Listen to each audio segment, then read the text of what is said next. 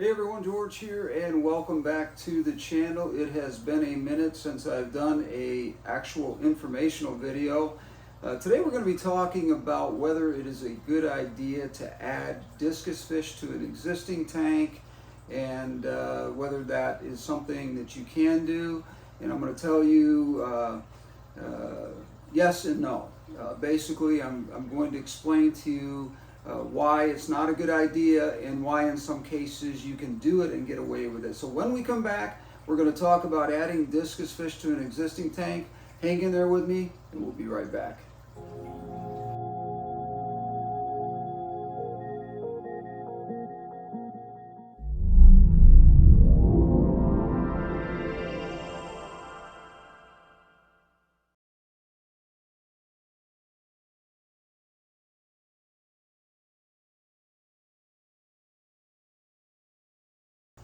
So one of the most common questions that I'm asked all the time is whether or not you can add discus fish to an existing discus tank.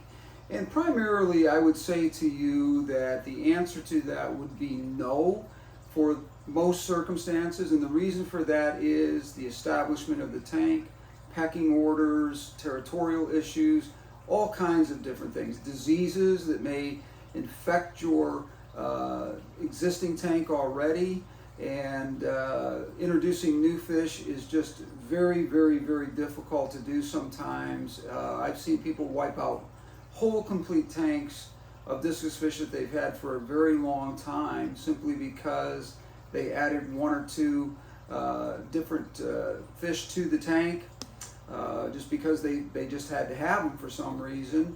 And I would say with all fish that you're adding to a discus tank, the same goes for them too. But I'm talking primarily discus fish in this video simply because I've been asked that question so many times. Now the reason for this is, as I said, is there are pecking order issues that go on. Anytime you move a discus out of a tank or add a discus to a tank, you are going to set up a situation where you're going to have a battleground for territorial issues between those fish, simply because that's the way they are. They're very territorial and they have a very intricate, let's say, pecking order that would be there's a top dog and then you have all these other fish that are just basically vying for whatever area of the tank that they can get. And so interrupting that can be very consequential in certain situations, to the point where you have disharmony in your tank, and then there's also the possibility of fish getting so stressed out that there's illness involved and that sort of thing. And that's something that you want to try to avoid. What I recommend is, if you are going to do this, and I'm not saying you can't ever do it, I'm saying that if you're going to do this, number one, the discus that you are adding to the tank, make sure that you have quarantined them properly. In other words, you have made sure that these fish are completely healthy, they're dewormed, there's no parasitical issues with them, there's no bacterial problems with them, such as bacteria that may be on their surface of their skin, or scales I should say, and or parasites. Parasites are not something that typically would cross over, but one of the things that I would do, number one, is if you are going to add discus to an existing tank, again, quarantine those fish, make sure that they're healthy. When you do add them to the new tank, look at the size of the fish. Make sure that the fish that you're adding are almost the same exact size, or as close as you can possibly get it. Do not add smaller fish. Smaller fish are going to get picked on. They are going to have situations where they're not going to be able to eat by intimidation, and all sorts of things like that. So if you get fish that are either the same size or slightly larger, you're way better off to do that, because that pecking order will take place, but it'll be minimized by how much damage is done to what's the best word for it? The calmness of your tank, for lack of a better word. So what situations would I recommend you never do this? I would recommend that you never do this if you have a tank where you are raising a particular type of discus fish, whether it be wilds or a particular breed of discus fish, because that can be more problematic. Wild discus and hybrid discus sometimes are not compatible in the same tank. Now, I'm not saying that that can happen. I'm just telling you from my experience, there are some difficulties that arise from that, and I would tell you that I would not mix the two, simply because of things that are so unknown and can be so problematic that you will regret doing it.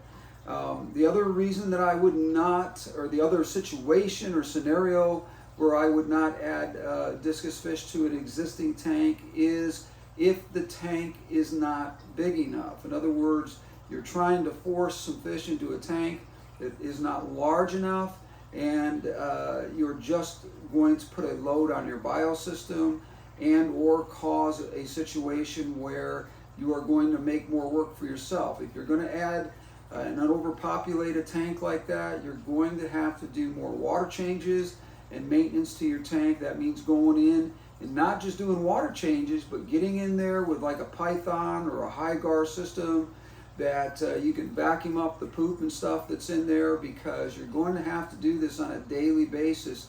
If you overstock your tank, you're going to have to do water changes every single day. You can get away with a couple of times a week if your tank is in a situation where you have the right amount of fish for the size of the tank, but if you start to overpopulate that tank, you are going to have more work for yourself. Now, the other problems that you may have is that the discus that you have in your tank are used to eating a variety of foods. The new discus that you have, you should start getting them on those foods in that quarantine tank, and if you're having problems getting them on those foods, it's even going to be worse when they get in that bigger tank with the other fish, because they're going to be intimidated and there's less chance that they are going to go from, say, frozen foods or live foods to pellets and flakes and things like that, the foods that are the hardest to get discus to eat. Now, if they've been raised on these things, you can do a little bit of homework and find out from your supplier if they've been raised on these kinds of foods. Then you're one step ahead of the whole thing. So I would be looking for that and asking, doing a little bit of homework and finding out whether or not your fish have been eating the kinds of foods that you're already feeding the fish in your tank. Or a couple of months before you get your fish, if your fish are good eaters, start feeding them some of the foods that you know that the person that's supplying you with the new fish is feeding, so that those foods are already introduced into that tank and there isn't any problems in that area. Well, thank you for joining me today. I surely appreciate it. We got some great stuff coming up here. I know that I haven't been doing very many informational videos, but we're going to be starting to do some of those. I've got a great little nano tank that I've been talking about in the last couple of videos, and I haven't quite got a chance to get it together. It's been a very hectic time for me and my family, so we just haven't had a chance to get that going yet. But I want to do that here soon. Because I think it's something that you guys are really going to love. It's probably the most unbelievable nano tank that I've ever seen. It's so high quality that I can't even tell you that I've ever seen anything like it, to be honest with you. It was something that was given to me to do a video on, and I'm going to do that, and then I will likely be giving that away in a drawing. So we'll talk about that and do a little bit more. I would say trying to figure out what the best scape would be for a tank this size, and the shape of it is very unusual as well. And we'll get to that though in the next few weeks here. Thanks again for joining me. As I said, I appreciate it. Please give me a thumbs up on this, like, subscribe, and comment down below here if you have a question on anything that I just said, or you disagree with me on something. Leave the comment down below, and I will get back to you as soon as I possibly can, typically within 24 hours.